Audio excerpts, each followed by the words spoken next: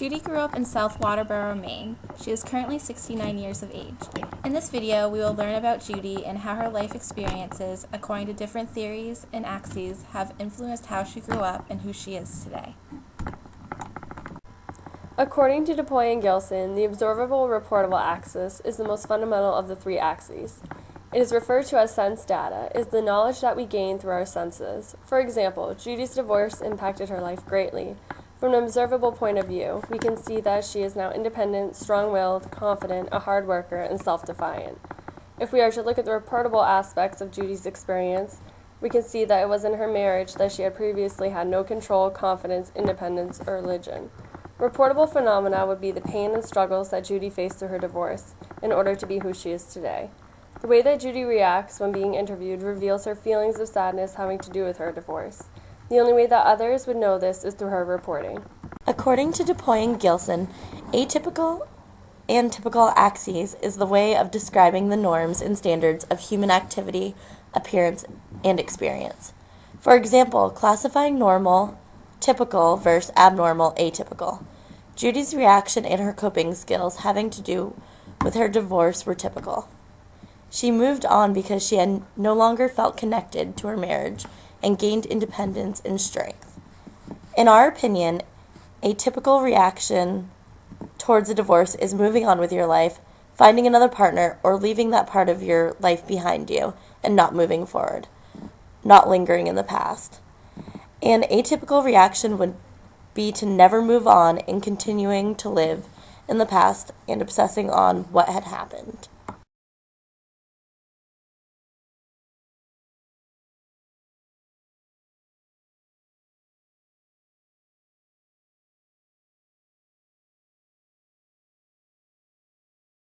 According to Kohlberg's environmental theory, this descriptor in this person's case divorce happened in Judy's life because she was stuck in stage 2 of his theory.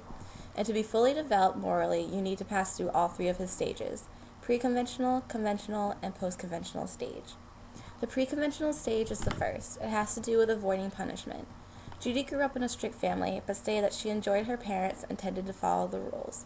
She also lived her life based on religion, which was pushed at childhood. Also, Judy had a dream to go to school to be either a beautician or a musician once she graduated from high school. However, back then, it was expected that the woman get married and tend to the house and avoid conflict.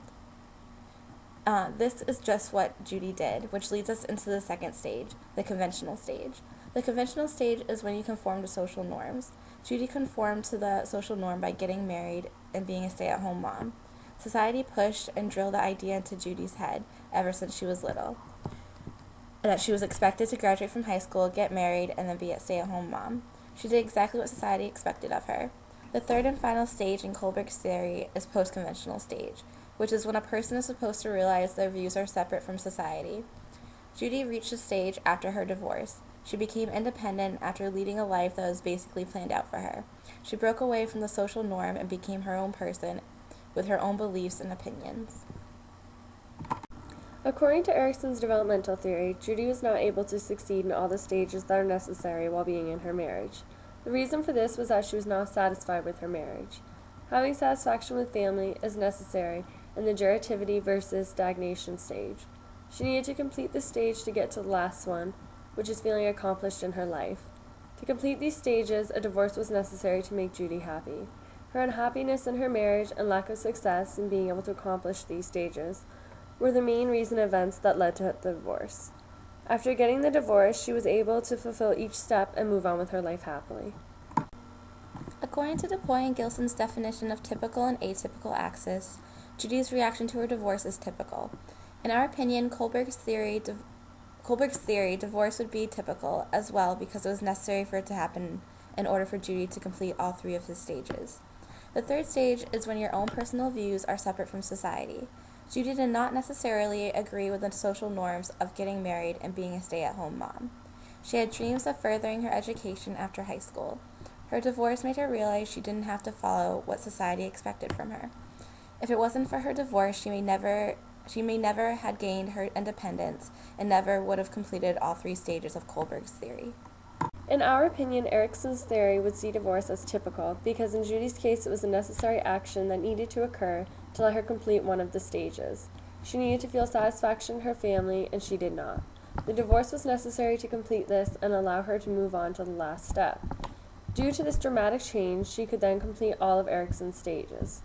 The last stage is to feel a sense of accomplishment with your life that you have lived. The divorce allowed her to move on with her life and be satisfied with it. According to DuPois and Gilson, the observable and reportable axis is the knowledge that we gain through our senses. Therefore, we choose to describe different aspects of Judy's life through these lenses. For example, on the observable axis, an outsider can see that Judy is now independent, strong-willed, and so on. There are all a result of her divorce that we choose to use as her descriptor. From the reportable axis, Judy even says herself during her interview that society expected her to get married and she followed society expectations instead of doing what she dreamed to do. This can also be seen on the observable axis. We can observe that Judy didn't further her education and settled down and started a family right out of high school. This is using Kohlberg's ladder of moral development.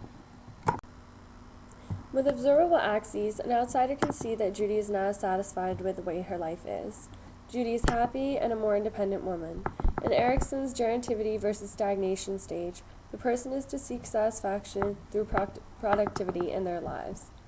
One of the main parts of productivity is through family achievement. Judy was not satisfied in her relationship with her husband. This made it so she could not complete this stage fully. By getting a divorce, she is now satisfied, which allowed her to go into this step. The last step is integrity versus despair. Judy, in turn, completed the last stage because she felt that she has accomplished in her life, which shows that the reportable axis. She tells us now that she is happy with her life and is glad she made the decision to get a divorce, even though it was against the social norm. In our opinion, Erickson's theory fits best because, according to Erickson, older adults need to look back on life and feel a sense of fulfillment. Judy mentioned how she was able to do that after the divorce. She felt she could move on with her life and do what made her happy. This shows that she was successful in completing all of these steps. By getting a divorce, she became the strong, independent woman she had always hoped to be. Basketball, softball teams, being a member of a team, working together as a team.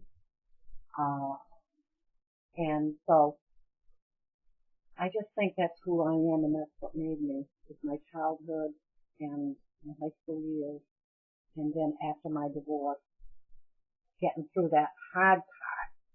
And it was a stepping stone. Our life is like stepping stones. We go from one to the other, and from each stone we should learn something. And we have choices, either to make that right choice or the wrong one. Either, that's what's going to make us. And once we've learned that, we go to the next level until we have gained wisdom. We don't have wisdom on our own. We gain it through life experience as we go along. And that's hopefully what we can pass down to the next generation.